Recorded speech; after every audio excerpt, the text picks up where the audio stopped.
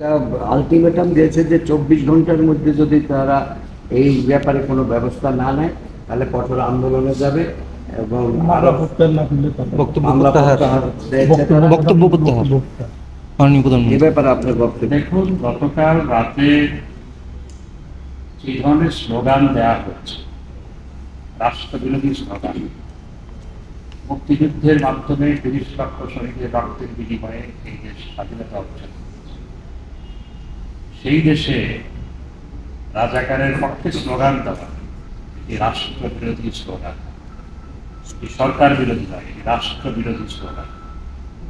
এবং একই সাথে সেখানে সরকার বিরোধী, প্রধানমন্ত্রী বিরোধী স্লোগান দেওয়া হয়েছে।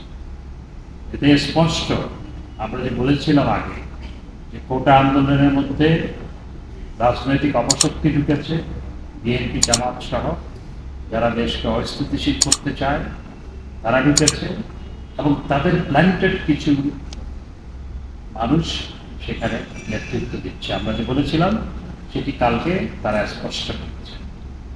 এটি আসলে কালকের স্লোগান এবং কালকের যে সমস্ত গুরুত্বপূর্ণ স্লোগান এবং বক্তব্য, এতে প্রমাণিত হয় এটি কোটা বিরোধী আন্দোলন নয়, এটি রাষ্ট্রবিরোধী, সরকার বিরোধী আন্দোলনে রূপ দেওয়ার জন্য চেষ্টা করা হচ্ছে এবং কোমলমতি শিক্ষার্থীদের সেন্টিমেন্টকে ব্যবহার করা হচ্ছে।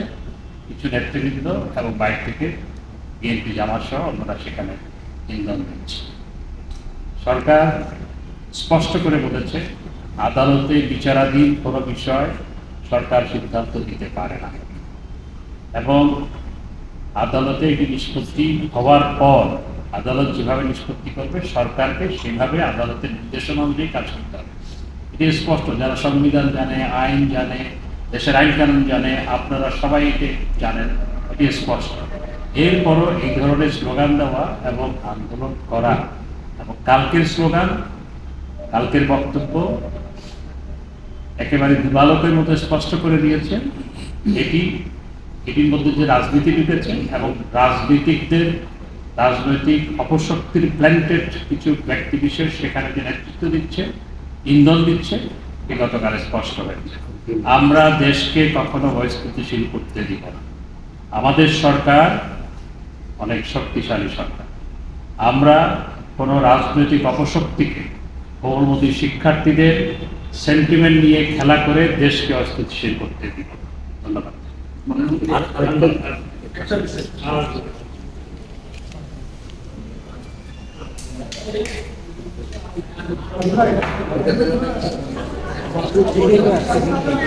অবৈধ